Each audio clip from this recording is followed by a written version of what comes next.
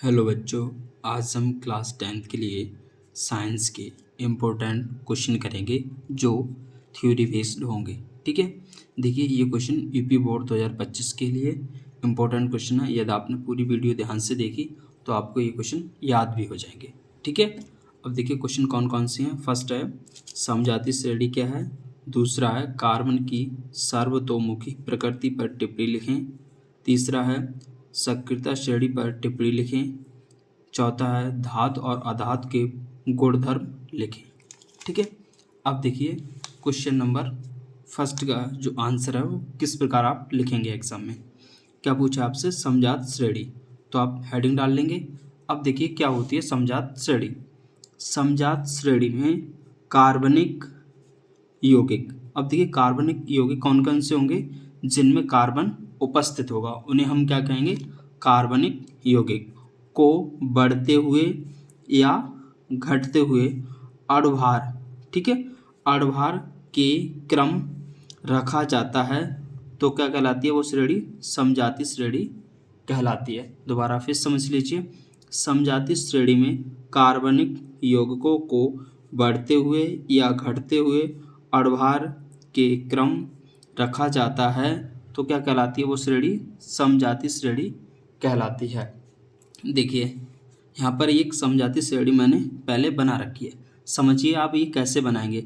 जैसे आप पहला कंपाउंड CH4 लिख लेंगे, CH4, ठीक है। अब देखिए नेक्स्ट वाला कैसे लिखेंगे आप, एक C बढ़ाएंगे, H कितनी बढ़ाएंगे, 2। अब देखिए नेक्स्ट कैसे लिखेंगे, एक C बढ़ाएंगे, H कितनी बढ़ाएंगे, 2। अब देखिए नेक्स्ट वाला कैसे लिखेंगे, एक C बढ़ाएंगे, H कितनी बढ़ाएंगे, 2। ठीक है, सब में बढ़ाए, देखिए 2 बढ़ाएंगे 6 हो गए, 6 में 2 बढ़ाएंगे 8 होगा, 8 में 2 बढ़ाएंगे 10। ऐसे इसमें कार्बन एक एक बढ़ाते हुए चलेंगे, समझ गए आप। अब देखिए आपसे कहा है कि बढ़ते हुए या घटते हुए अणुभार के क्रम में रखा जाता है, क्रम में, और लगा लीजिए यहाँ पर क्रम में रखा जाता है तो समजाति श्रेणी कहलाती है। अब समझिए, अब हम इनका अणुभार निकाल के आपको दिखा रहे हैं।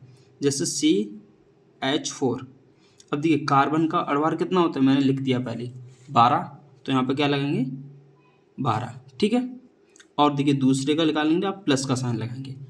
H है, हाइड्रोजन का कितना होता है, एक, और हाइड्रोजन के कितने परमाणु यहाँ पे 4, तो गुणा 4, ठीक है। अब देखिए 12 एकन 12 ही होंगे ये, एक का गुणा 4 से करें कितना हुआ 4, ठीक है। 12 और 4 कितना हो जाएगा 16।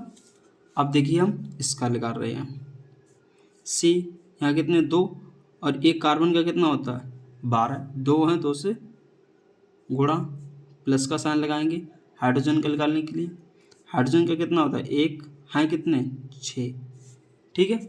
12 दूनी 24 प्लस 6 घन 6, 24 और 6 कितने हो जाएंगे 30, ठीक है। अब देखिए हम इसका लगा लेंगे, 12 होता है और कार्बन कितने 3, प्लस हाइड्रोजन कितना 1, हैं कितने 8, तो 12 तिया कितने होंगे 36, प्लस 8 एकन 8, कितना होगा 36 और 8 44, ठीक है। अब देखिए CH4 का अणुभार कितना 16 निकला, C2H6 का कितना निकला 30, ऐसे C3H8 का कितना निकला 44। देखिए 16 से 30 हो रहा है, बढ़ रहा है अणुभार, देखिए 30 से 44 हो रहा है, बढ़ रहा है। इसका निकालेंगे तो इसका 44 से भी अधिक आएगा। तो समझ के ये श्रेणी कौन सी है, समजाति श्रेणी, ठीक है। आप समझ गए, एक बार फिर समझ लीजिए। समजाति श्रेणी में कार्बनिक यौगिक, कार्बनिक यौगिक कौन से होंगे, जिसमें कार्बन उपस्थित होगा। देखिए इसमें कार्बन सब में उपस्थित है, तो ये कैसे यौगिक है, कार्बनिक यौगिक को बढ़ते हुए या घटते हुए अणुभार के क्रम में रखा जाता है, समजाति श्रेणी कहलाती है, ठीक है। अब मैंने ये आपको समझा भी दिया किस तरीके से अणुभार बढ़ रहा है। कार्बन की सर्वतोमुखी प्रकृति, ठीक है। देखिए प्रकृति में कार्बन के लगभग 3 मिलियन, कितने 3 मिलियन क्या पाए जाते हैं, कंपाउंड, या पर हिंदी में बोलें यौगिक। इसलिए कार्बन की कुछ स्पेसिफाइक प्रकृतियाँ होती हैं, कुछ प्रमुख प्रकृतियाँ होती हैं, इसलिए हम इसे कहते हैं सर्वतोमुखी प्रकृति। अब देखिए मैं आपको वही प्रकृति इनकी पढ़ाऊंगा जो एग्जाम में आने वाली हैं या फिर बार बार पूछी जाती हैं। फर्स्ट क्या है, कार्बन में यौगिक बनाने की विशिष्ट क्षमता होती है। और देखिए दूसरी प्रकृति है कार्बन की चतुसंयोजकता। हम दो प्रकृतियों को पढ़ेंगे इसमें, ठीक है। अब देखिए फर्स्ट वाली प्रकृति पढ़ेंगे क्या होती है, कार्बन में यौगिक बनाने की विशिष्ट क्षमता, ठीक है। इसके पास एक जो क्षमता होती है वो यूनिक होती है, क्योंकि मैंने आपसे पहले ही बता दिया है जो कार्बन के कंपाउंड हैं प्रकृति में लगभग 3 मिलियन पाए जाते हैं, या फिर बोलेंगे 3 मिलियन यौगिक पाए जाते हैं, इसलिए इसकी विशिष्ट क्षमता होती है यौगिक बनाने की। अब देखिए ये कैसे हम इसे याद करेंगे, कार्बन परमाणु परस्पर संयोग करने की विशेष क्षमता होती है। जो कार्बन परमाणु होता है कार्बन कार्बन से, ठीक है, क्या होती है, परस्पर मतलब आपस में मिलकर, संयोग मतलब जुड़ने की क्या होती है, एक विशेष क्षमता होती है। यहाँ तक याद हुई है, कार्बन परमाणु की परस्पर संयोग करने की विशेष क्षमता होती है, या फिर ऐसे बोल दीजिए कार्बन परमाणु की कार्बन कार्बन से जुड़ने की विशेष क्षमता होती है। आगे देखिए क्या है, कार्बन के दो परमाणु आपस में संयोग करके, जो कार्बन है कार्बन के दो परमाणु आपस में संयोग मतलब जुड़कर क्या करते हैं, एकल बंध, द्विबंध और त्रिबंध बनाते हैं। दोबारा फिर समझ लीजिए पूरा, कार्बन परमाणु परस्पर संयोग या जुड़ने की विशेष क्षमता होती है। कार्बन के दो परमाणु आपस में संयोग करके एकल बंध, द्विबंध व त्रिबंध बनाते हैं, ठीक है, याद हो गया होगा आपको। अब समझिए जैसे ये है कार्बन और ये दूसरा, ठीक है। अब क्या होता है, एकल बंध कहने का मतलब इनके बीच में एक बंध होगा, और कार्बन की जो संयोजकता होती है 4 होती है, ठीक है। अब देखिए इसके 3 बॉन्ड इधर रहेंगे, जैसे और भी कंपाउंड यहाँ पर जुड़ सकते हैं, तो कितने होंगे, 1 2 3 4, तो इसमें भी 3 करने होंगे, ठीक है, 1 2 3 4, और एक बॉन्ड की आपस में साझेदारी कर लेते हैं। देखिए ये क्या हो जाएगा, एकल बंध,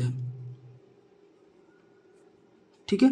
अब देखिए दूसरा द्विबंध, द्विबंध का मतलब है यहाँ पर कार्बन कार्बन जो होते हैं, जो कार्बन कार्बन होते हैं डबल बॉन्ड बनाते हैं। अब देखिए 4 होते हैं तो 2 इधर रह जाएंगे, 2 इधर, यहाँ पर क्या हो जाएगा, द्विबंध बना लेंगे, ठीक है। अब देखिए त्रिबंध, कार्बन कार्बन 3 बॉन्ड बना लेंगे, ठीक है, एक बचेगा तो एक इधर जुड़ जाएगा, और यहाँ पर कौन सा बंध बनेगा, त्रिबंध, ठीक है, समझ गए। अब दोबारा एक बार फिर याद कर लीजिए पूरा टॉपिक। देखिए कार्बन में यौगिक बनाने की विशेष क्षमता, ये टॉपिक है। अब कैसे हम याद करेंगे, कार्बन परमाणु परस्पर संयोग करके या जुड़ने की विशेष क्षमता होती है। कार्बन परमाणु, जो कार्बन के 2 परमाणु बोलते हैं, या कार्बन कार्बन भी बोल सकते हैं हम, कार्बन के 2 परमाणु आपस में संयोग मतलब जुड़कर एकल बंध, द्विबंध और त्रिबंध बनाते हैं। ये क्या कहलाती है, उसकी यौगिक बनाने की विशेष क्षमता। मैंने आपको ये भी समझा दी है। अब देखिए हम दूसरी प्रकृति पढ़ेंगे कार्बन की, सर्वतोमुखी प्रकृति में दूसरा। ये दोनों टॉपिक हैं, ये इंपॉर्टेंट है, ध्यान रखिए, इसमें एक ना एक आपसे पूछा जाएगा। देखिए कहा कार्बन परमाणु की चतुसंयोजकता, इसका मतलब है जो कार्बन परमाणु होता है उसकी संयोजकता कितनी होती है, चत का मतलब 4, ठीक है। अब देखिए हम इसे कैसे याद करेंगे, कार्बन परमाणु का परमाणु क्रमांक कितना होता है, 6, तो नॉर्मल है, याद कर लेंगे, कार्बन परमाणु का जो परमाणु क्रमांक होता है 6 होता है। इसके बाह्यकोश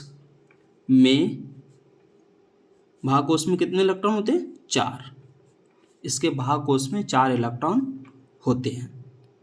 अब देखिए जैसे समझिए थोड़ा, जैसे कार्बन का 1 परमाणु तथा हाइड्रोजन के 4 परमाणु परस्पर इलेक्ट्रॉनों की साझेदारी करते हैं और बनने वाला यौगिक क्या होता है, CH4।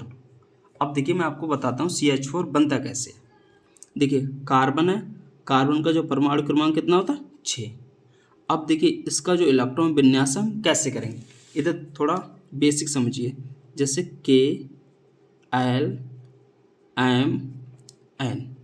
ठीक है, ये होते हैं कोष, इन्हें हम बोलते हैं कोष, ठीक है। जो इलेक्ट्रॉन विन्यास करते हैं हम 2, 8, 8, 18, ऐसे आगे भी होता है, ठीक है। आप इतना ही समझिए, आप समझ जाएंगे। तो क्या होता है, जो प्रत्येक परमाणु होता है इसी स्टेट में आना चाहता है। अब देखिए हम इसका परमाणु क्रमांक करेंगे, इलेक्ट्रॉन विन्यास करेंगे, इसका परमाणु क्रमांक कितना है 6। अब देखिए तो 2 आएगा पहले, 8 आएगा, ठीक है। अब देखिए इसके बाद 6 तो टोटल ही है, अब बचे कितने 4, ठीक है। अब देखिए 8 करने के लिए इसे कितने की जरूरत पड़ेगी, 4 की, और 4 होनी चाहिए, जबकि पास हैं कितने 4 हैं बाहकोष में, समझ के। अब देखिए कार्बन परमाणु का परमाणु क्रमांक 6 होता है, इसके बाहकोष में इलेक्ट्रॉन कितने होते हैं 4, देखिए ये 4 ही तो हैं, समझ के आप, ठीक है। अब होता क्या है, ये जो कार्बन परमाणु है 8 करने के लिए 4 इलेक्ट्रॉनों की अपनी क्या करता है, किसी और के साथ साझेदारी में ले लेता है और अपने दे देता है। अब देखिए जैसे कार्बन है, ये इसके बाहकोष में कितने इलेक्ट्रॉन 4, ये मैंने दर्शा दिए 4, ठीक है। अब देखिए हाइड्रोजन है, ये रहा हाइड्रोजन। अब समझ लीजिए हाइड्रोजन का भी हिसाब। देखिए हाइड्रोजन का जो परमाणु क्रमांक होता है 1, ठीक है। अब ये भी चाहता है इसी स्टेट में आना, तो सबसे पहले क्या 2 आएगा। अब इसके पास है तो 1 ही, अब 2 आएगा कहाँ से, तो कहने का मतलब इससे किसकी आवश्यकता पड़ेगी, 1 की और पड़ेगी, तभी तो ये 2 होगा। तो कहने का मतलब जो हाइड्रोजन होगा 1 इलेक्ट्रॉन की और साझेदारी किसी से करेगा और 2 इलेक्ट्रॉन प्राप्त कर लेगा, समझ गए, ठीक है।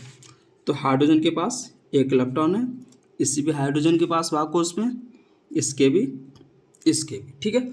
अब देखिए 2 करने के लिए क्या करेगा, 1 इससे ले लेगा, ठीक है। अब देखिए ये 2 करने के लिए क्या करेगा, 1 इससे ले लेगा। अब देखिए ये 2 करने के लिए क्या करेगा, 1 इससे ले लेगा, ठीक है। ऐसे ये इससे ले लेगा, ये वाला गोला यूं करके लगाए, ठीक है। अब समझिए, अब देखिए कार्बन को 8 करने के लिए कितने की आवश्यकता पड़ेगी, 4 की, तो कहने 1 इससे भी लेगा, इससे भी लेगा, इससे भी लेगा और इससे भी, ठीक है। तो कैसे बनेगा, यूं करके आएगा, यूं, ठीक, सही है। अब देखिए इससे और इससे कितने इलेक्ट्रॉन से आ जाती, 1 की, तो क्या आएगा सिंगल बॉन्ड। इससे और इससे कितने की साझेदारी, 1 की, तो आएगा सिंगल बॉन्ड। इससे भी ऐसे ऐसे नीचे, ठीक, ये बन गया आपकी संरचना, ठीक है। अब यहाँ से समझ गए हाइड्रोजन के भागकोश में 1 इलेक्ट्रॉन होता है, समझे थे, और कार्बन के भागकोश में कितने होते हैं 4 इलेक्ट्रॉन। तो इसलिए हम कह सकते हैं कार्बन की चतुर्थ संयुक्तता 4 होती है, हाइड्रोजन की कितनी होती है 1, ठीक है। और टॉपिक को आप याद कर लीजिए दोबारा। देखिए कार्बन परमाणु का परमाणु क्रमांक 6 होता है, इसके बाहकोश में 4 इलेक्ट्रॉन होते हैं, मैंने आपको बता दिए कैसे होते हैं, ठीक। अब क्या होता है, कार्बन का 1 परमाणु, हमने कार्बन का 1 परमाणु लिया था और हाइड्रोजन के 4 परमाणु, देखिए 1 2 3 4 लिए थे। परस्पर इलेक्ट्रॉन की साझेदारी, देखिए इसने अपना इसे दिया, इसने इससे ले लिया, तो देखिए साझेदारी हो रही है। और बनने वाला यौगिक क्या है, CH4, देखिए इसे लिख सकते हैं CH4, देखिए 1 2 3 4 H4 है, C कितना 1, ठीक है। अब क्वेश्चन नंबर नेक्स्ट करेंगे। देखिए क्या है, सक्रियता श्रेणी, ये भी मोस्ट इम्पोर्टेंट टॉपिक है। देखिए हम इसे कैसे याद करेंगे, इस श्रेणी में धातुओं को क्रियाशीलता के आधार पर घटते हुए क्रम में रखने पर एक श्रेणी प्राप्त होती है, उससे हम क्या कहते हैं, सक्रियता श्रेणी कहते हैं। कहने का मतलब जो धातुएं होती हैं हम उनको क्या करते हैं, क्रियाशीलता का मतलब है वो कितनी ज़्यादा एक्टिविटीज़ है, कि मतलब कौन सी धातु जल्दी क्रिया करती है, कौन सी धातु धीमा क्रिया करती है, ठीक है, समझ गए, क्रियाशीलता से मतलब है उसका। तो क्रियाशीलता के आधार पर क्या करते हैं, हम उनको घटते हुए क्रम में रखते हैं, मतलब सबसे ज़्यादा, उससे कम, उससे कम, उससे कम, ठीक है, समझ गए। क्रियाशीलता के आधार पर घटते हुए क्रम में रखने पर एक श्रेणी प्राप्त होती है, हम उसे सक्रियता श्रेणी कहते हैं। अब देखिए हम समझते हैं एग्जाम्पल से। देखिए यह है पोटेशियम, इससे बोलते हैं हम सोडियम, इससे बोलते हैं कैल्शियम, इससे बोलते हैं मैग्नीशियम, इससे बोलते हैं एल्युमिनियम, इससे बोलते हैं हम जिंक। क्या होता है, इन धातुओं को हम क्या करते हैं, घटते हुए क्रियाशीलता के क्रम में रख देते हैं। ये लिखा है आपसे घटता हुआ क्रियाशीलता का क्रम। इससे तात्पर्य क्या है, तो समझ सकते हैं सबसे अधिक क्रियाशील पूछा जाएगा तो कौन सा होगा, पहले वाला होगा पोटेशियम, उससे कम ये, इससे कम ये, इससे कम ये, इससे कम ये, इससे कम ये। तो हम क्या करें, धातुओं को उनकी क्रियाशीलता के आधार पर घटते हुए क्रम में रखने पर एक श्रेणी प्राप्त होती है, उससे हम बोलते हैं सक्रियता श्रेणी। अब देखिए हम वैसे तो और भी इसमें तत्व होते हैं पर मैंने आपको इतने ही लिख दिए हैं, सही है। अब देखिए हम इनको याद कैसे कर लेंगे जिससे हमें रटना ना पड़े कैसे कहाँ पर क्या होता है। देखिए कनक म अज, ठीक है। देखिए का से के पोटेशियम, ना से एन सोडियम, का से आप ध्यान रखेंगे कैल्शियम, ऐसी माँ से मैग्नीशियम, आ से एल्युमिनियम, जा से जिंक, ठीक है। तो आप क्या करेंगे, ये क्रम है यूँ उठा के ऐसे रख देंगे, C K N A C A M G A L Z, ठीक है। ये क्या हुआ, घटता हुआ क्रियाशीलता का क्रम। एक बार फिर पूरा टॉपिक देख लीजिए। देखिए क्या है, सक्रियता श्रेणी, ये क्या होती है, इस श्रेणी में धातुओं को क्रियाशीलता के आधार, मैंने आपको बता दी क्रियाशीलता का मतलब होता है उनकी कितनी तेज अपक्रिया करती हैं, उससे मतलब है, ठीक है। क्रियाशीलता के आधार पर घटते हुए क्रम में रखने पर एक श्रेणी प्राप्त होती है, उससे हम बोलते हैं सक्रियता श्रेणी। मैंने आपको बना के दिखा दी, ये क्या, ये घटता हुआ उनका सक्रियता श्रेणी का क्रम है। इन्हें याद करने की मैंने आपको ट्रिक भी बता दी। कनक म अज, का से के, ना से एन ए, का से सी ए, मा से एम जी, आ से ए एल, जा से जेड एन। अब देखिए हम क्वेश्चन नंबर 4 का आंसर देखेंगे, धातुओं और अधातुओं के गुणधर्म। अब देखिए ये हम गुणधर्म पढ़ेंगे, कौन से गुणधर्म होंगे, भौतिक गुणधर्म। देखिए भौतिक से क्या मतलब होता है, जिन चीज़ों को हम छू सकते हैं, देख सकते हैं, तो वो कौन से गुण में आएंगे, भौतिक गुणधर्म। अब देखिए जैसे चांदी है, ठीक है। देखिए चांदी क्या होती है, धातु होती है। देखिए चांदी को हम देख सकते हैं, उसको पहचान सकते हैं, ठोस है या नरम है या चमकदार है या, ठीक है, तन्य है या फिर आघातवर्धन है या फिर नहीं, समझ पा रहे हैं। तो ये क्या होगा उसका भौतिक गुणधर्म। अब देखिए हम इनको याद कैसे करेंगे। धातु, सबसे पहले हम पढ़ेंगे धातु के भौतिक गुणधर्म। देखिए क्या होता है, धातु होती हैं चमकदार, चमकदार से मतलब है, देखिए जैसे चांदी है, चांदी कैसी होती है, चमकदार होती है, तो याद हो जाएगा आपको धातु कैसी होती हैं, चमकदार। अब देखिए धातु कठोर होती है। अब जैसे चांदी है, लोहा है, लोहा भी धातु है, तो कैसी होती हैं, कठोर। तो आप याद कर लेंगे धातु कठोर होती हैं। अब देखिए तीसरा है धातु तन्य होती है। तन्य का मतलब खींची जा सकती है, जैसे चांदी से कुछ खींच के आप बना सकते हैं, जैसे सोना होता है, सोना, ठीक है, सोना से आप खींच सकते हैं। ऐसे वैसे तो चांदी के तार भी बनते हैं, पर ये बहुत महंगे होने के कारण घरों में लगाए नहीं जाते हैं, ठीक है। आप चांदी को खींच के तार भी बना सकते हैं, ऐसे सोने को खींच सकते हैं, जंजीर बना सकते हैं, या फिर बहुत पतला सा तार भी बना सकते हैं, ठीक है। अब देखिए आघात वर्धनीय या फिर बोल सकते हैं आघात वर्धनीयता, क्या मतलब होता है, जैसे हमसे पीटने से मतलब है, जैसे हम सोने को पीट सकते हैं, पीट कर दूसरा आकार दे सकते हैं, ऐसे चांदी को पीट सकते हैं, पीट कर दूसरा आकार दे सकते हैं, ऐसे लोहा होता है, लोहे को हम पीट कर दूसरा आकार दे सकते हैं, ठीक है, समझ गए। तो कैसा होता है, आघात वर्धनीय। अब देखिए हम पढ़ेंगे अधातु के भौतिक गुण क्या होते हैं। अधातु चमकदार नहीं होती, जैसे कार्बन होता है, कार्बन क्या है, अधातु, ठीक है। तो देखिए चमकदार नहीं होता, जस्ट उसके विपरीत होंगे, अधातु कठोर नहीं होती, जैसे कार्बन होता है कठोर नहीं होता है, ऐसी अधातु तन्य नहीं होता। आप अधात होती है उसे आप खींच नहीं सकते, खींचेंगे तो वो टूट जाएगी, ठीक है। ऐसी अधात होती है, आघात वर्धनीय नहीं होती। अगर आप उसे पीटेंगे तो कैसा, भंगुर के रूप में छोटे छोटे टुकड़े में टूट जाएगी, ठीक है। अगर आपने धातु के गुण याद कर लिए तो अधातु के तुरंत याद हो जाएंगे। एक बार दोबारा फिर देख लीजिए। धात चमकदार होती है, धात कठोर होती है, धात तन्य होती है, धात आघात वर्धनीय होती है, और अधातु देखिए चमकदार नहीं होती है, कठोर नहीं होती है, तन्य नहीं होती है, आघात वर्धनीय नहीं होती।